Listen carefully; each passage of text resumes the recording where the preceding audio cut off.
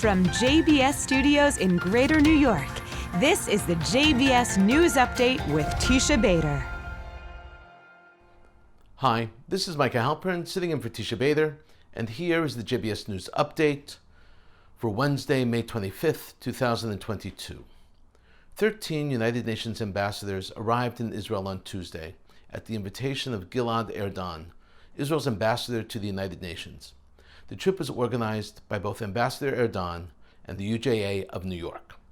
The objective in putting together this 7-day trip is for these UN ambassadors to see the real Israel, and after seeing Israel with their own eyes, their voting records in the United Nations may turn more favorably towards Israel.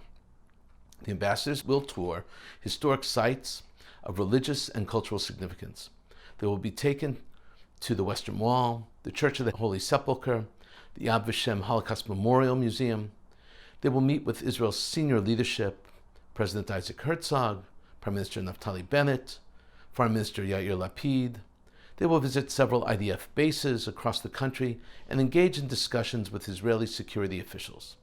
As part of their visit, the 13 ambassadors will visit the sites where Gaza terrorists and Hezbollah terrorists have perpetrated attacks against Israel. The emphasis of much of this trip will be mutual economic and security interests.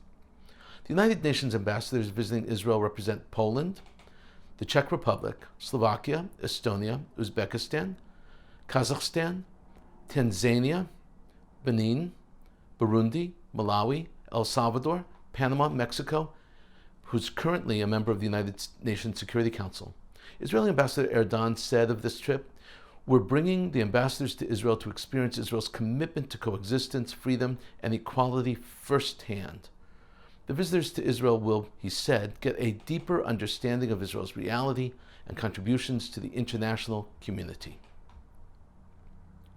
Thousands of Iranians came to pay their respect at the funeral of senior Islamic Revolutionary Guard Corps officer Col Hassan Kodayari. The IRGC colonel was assassinated on Sunday, May 22nd, while driving on a small street outside his home in Tehran. At exactly 4 p.m. local time, 2 assassins on a motorcycle pulled up and shot him 5 times at point-blank range. Their weapons had silencers. Kodayari was the mastermind behind several successful terrorist attacks against Israel and Jewish targets around the world. Other attacks that he had planned were thwarted by Israel's intelligence agency, the Mossad. He had also been smuggling materials into Syria and was charged with taking revenge on Israel for the assassination of another IRGC commander, Qasem Soleimani, in 2020. Kodayari was also responsible for planning terrorist attacks in Mumbai, India.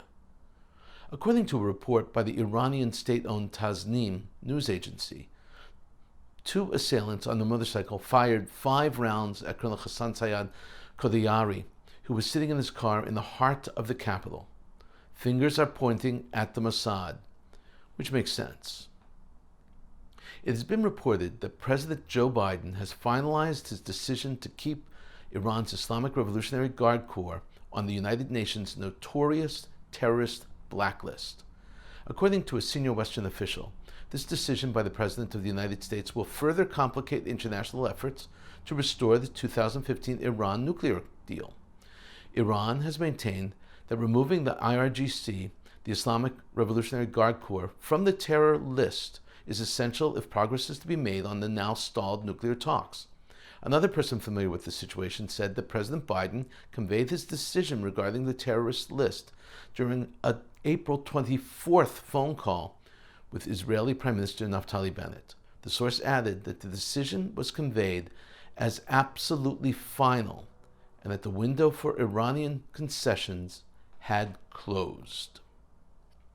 And now a look at this evening's programming on JBS. At 7, it's Talmud Study, followed by actor, producer, and director Tracee Ellis Ross speaking with writer-comedian and activist Baratunde Thurston. At 8, Robert Siegel moderates a discussion with Eddie Glaude, Annette Gordon-Reed, and Rabbi David Saperstein on America's race crisis. At 9, Mark Golub sits down with David Goodman, younger brother of Andrew Goodman, murdered together with Michael Schwerner and James Chaney by the Klu Klux Klan in Mississippi in 1964. At 10, daughter of Arbraham Joshua Heschel, Susannah Heschel, speaks about her father's work with Dr. Martin Luther King. And coming up next, it's Thinking Out Loud with me, Micah Halpern. This is Micah Halpern and the JBS News Update. I want to wish everyone a good evening.